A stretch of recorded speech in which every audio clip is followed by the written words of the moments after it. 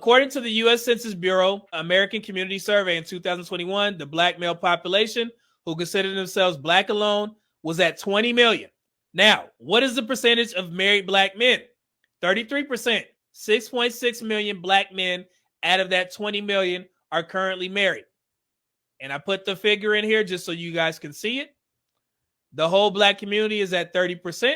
How many married black men make more than their wives? 40%. So that equates to 2.6 million approximately. 40% of black men out-earn their wives. How many black men are in egalitarian relationships? 50-50. 34%. That's 2.2 million. How many wives make more than their black husbands? It's at 26%. That's 1.7 million approximately. So there are 3.9 million, that's 60% of black marriages that are either egalitarian, 50-50, or the wife makes more. You guys don't believe me? Bam. This is from 2023. This is from the Pew Research Center. If you look at the black community, 40% husband earns more. We already went through these in multiple videos a while back. 34% spouses earn the same. That's 50-50, which people seem to have an issue with, but it's very normal in today's society. And then 26% of wives to black husbands earn more than them. So that equates, if you put those two numbers together, that is 60%. But the highest group, if you rank them, black men earn more than their wives at 40%, right? Now, this is our dilemma. Now that you know the statistics, if our 24 to 29-year-old financial advisor wanted to get married, what marriage dynamic is his woman expecting? She has no children. She's in the same age bracket as him. 24 to 29, she doesn't have children. A, is she going to work, or does she have to work based off of the budget that you guys just did for this one man making $75,000 net income? Or is she going to be a stay-at-home wife or stay-at-home if he wants to get married and live off his $75,000 annual income? How would he do that? So let's be realistic. And like I said, guys, I know that the goal is to take your wife out of the workforce. I get it. I wish everybody had the opportunity to do that. But realistically, we just did the budget for a $75,000 net income. He was left with $298 just based off of himself. So let's extrapolate that out to him having a live-in wife. His girlfriend is now his wife. She is coming into his home. She has a car. That's more grocery money. That's another cell phone bill. Pretty much doubling everything outside of the mortgage or the rent or whatever, right? That can pretty much stay the same. But you also have to remember gas. More utilities are going to be used because you got two people in the household now. And also, if she's going to be a stay-at-home wife, she's going to be in the house more. So that means the TV is going to be on. The lights are going to be on. Cooking, right? So what dynamic are we going to use for this guy if he's tapped out? 298. What we gonna do? What y'all think she gonna do? Let me see what we got in the chat here. I just wanted to make sure that y'all see where I'm going with this, right? So we always talk about, well, my wife, she's gonna live off my income. How you gonna make that work? What you gonna cut back on? You gonna cut back on your emergency fund? You gonna cut back on the retirement? What you gonna do? Pac-Man says she's gonna have to work. Call sign said the only way a woman will survive off my income is if she has my last name and a child. Keyword. And so she has to have a child as well, not your wife. So your wife won't live off your income until y'all have a buckaroo running around. That's even more money. The International Quiet Storm said he got 300 left over. Yeah, dude, gonna need her to work. And I'm glad that I waited till the end so we can see how much things cost in today's realistic society, because there's a lot of people out there that's running, hey man, he should be paying for everything at this young age of 24 to 29.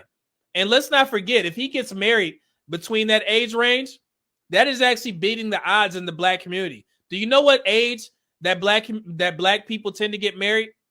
Black men on average get married at age 33 years old. Black women get married on average at age 32. So they are actually beating the odds. That's what Kevin Samuels' plan. He used to tell people, hey, you have the IKEA marriage. If you are an average woman, you get if you have an above average man later in life, he doesn't start that way.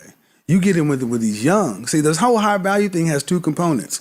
Many women want a man who's already high value, or you don't want to build a Bob or build a boot. Yeah, no way. All right, well, great. Then you go ahead and hook up with him when he's getting it out the mud, when he's living in a 1-bedroom studio, and y'all get I call it an IKEA marriage. Y'all get that IKEA marriage.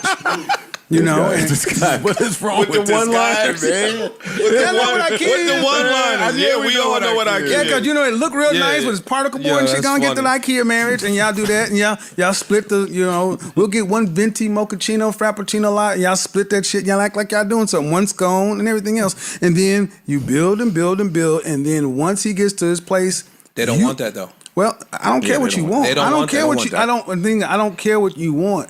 I care what you can get. I agree. And see, the thing is, if men don't run around talking about I feel, and I want. Men think, do, and we accept our situation. We all want a certain caliber of woman, but until you were in the position to be able to have and maintain that, could you get it? Could you get it and keep it? Which is basically you get married right out of college, and this is what you hear in a lot of conversations on social media, on YouTube. Get married in college, get married out of college, right? Ideally, yes, that would be great. However, realistically, the black community is 33 and 32. My job on this platform is to give you guys realistic information. Ideally, I agree. Get married in college, start your family young. So I'm not against that, but I just want y'all to see how everything shakes out. And if you don't believe me, please go to Statistical.com and you can see the figures for yourself. I've already covered them. 33, 32 years old.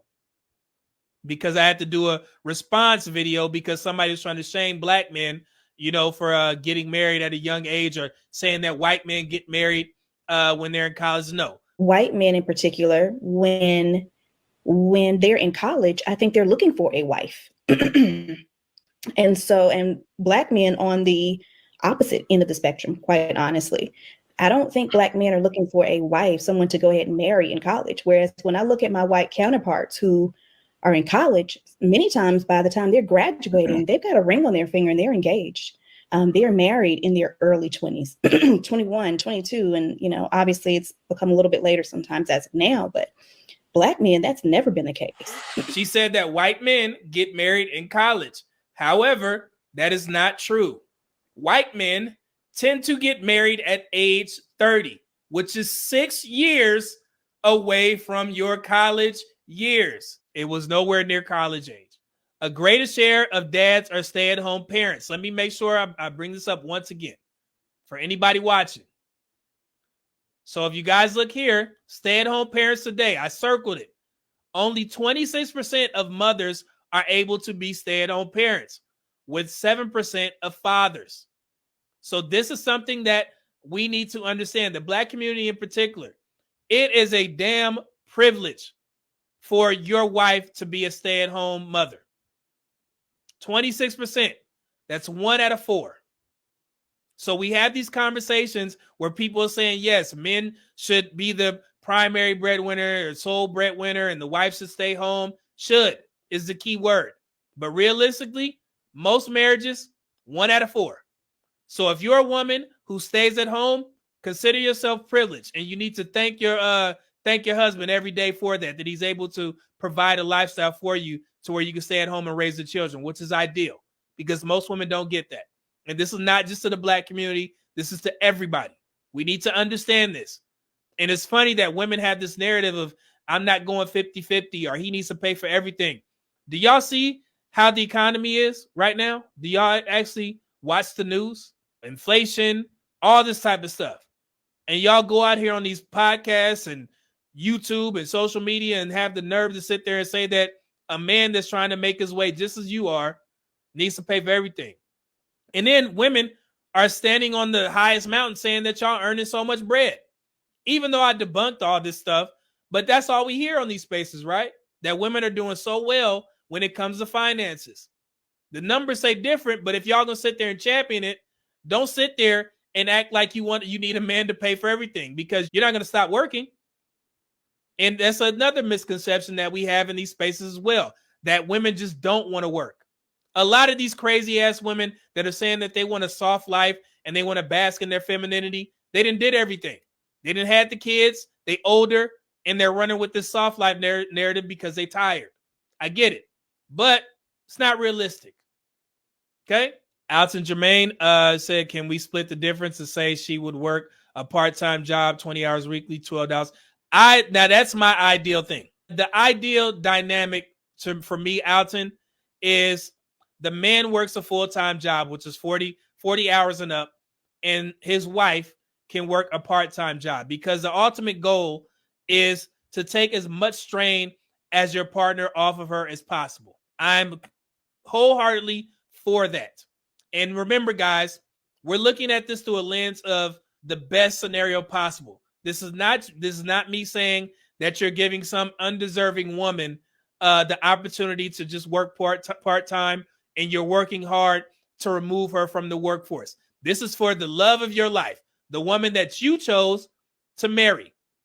You are heavily invested in this woman. You trust her. She is not a bad woman. So don't look at it from the lens, well, maybe what if she divorced me, or what if she do this, or what if she... No, you chose her. So it is your job to take care of this woman. So the ultimate goal, if you're not able to take care of all the bills at 24 to 29 years old, cool. She's going to work a full-time job or whatever, right? But then ultimately, as you get older, let's say between 30 to 33 years old, you're going to tell her at some point, hey, you don't have to work a full-time job anymore. You can do part-time now, because I'm making this amount of money, or I'm working this many hours to where I want to take some of the strain off you so you can stay at home a little bit more. So yeah, you only got to work 4 hours a day or whatever. And she's going to be appreciative of that. Then let's say once you start to get into your mid-30s, up to the 40-year-old, you want to have a buckaroo, a kid or two, you're making enough money to where you can remove your wife from the workforce so she can be at home and be the only one responsible for taking care of your kids, instilling those values that you want, because this is your perfect woman. This is the woman that you chose. You see that she is a perfect example of somebody that you want to raise your children, because the ultimate goal is marriage for a lot of people. Let's just say that much. And I know things are changing, but in the Black community, Black men are married at a higher rate than Black women. So we can assume that Black men still want to get married. Is that fair to say? If I tell you guys right now, currently, I believe there's 52% of Black men who are single. 54% of Black men don't have children, have never had children. So out of that 52%, I would assume that half of those men still want to get married. I mean, that's what the Passport Bro movement is about, right? For the majority. Either you want to have a long-term relationship, something like that, or you want to get married. You want to find a wife overseas. And then the brothers here that are single, they still want to get married. Charles says there's no reason to retire a woman in the age of... Guys, Charo, like I said, you go into that negative space. We're not talking about that. I would assume that if you guys choose a wife, you've done your proper vetting. And I know things can change, but when you first newlyweds and first couple of years before that dreaded 5-year mark, you are assuming that this woman is the best woman for you. This is not a negative situation, and we got to get out of that in these conversations. We've had enough of that. We got enough content out there where men should be educated enough to make a proper vetting decision on the woman that you're getting to the point that you want to marry. Is that fair to say? You guys should have enough information on that. So let's talk about the glass half full. What about the woman that is doing everything that you need her to do to the point that you're like, hey, I want to, ask you to marry me? That's what this is based off of. True says, yep, she worked part-time. Problem with that is most of these women want delusional lifestyle, losing 1% lifestyle. It's tough. I get it. And I honestly, I feel for y'all brothers who out there and you see all these women that are very impressionable from social media, because they'll see a woman on TikTok living this lavish life or whatever, and you're like, hey man, I want that too.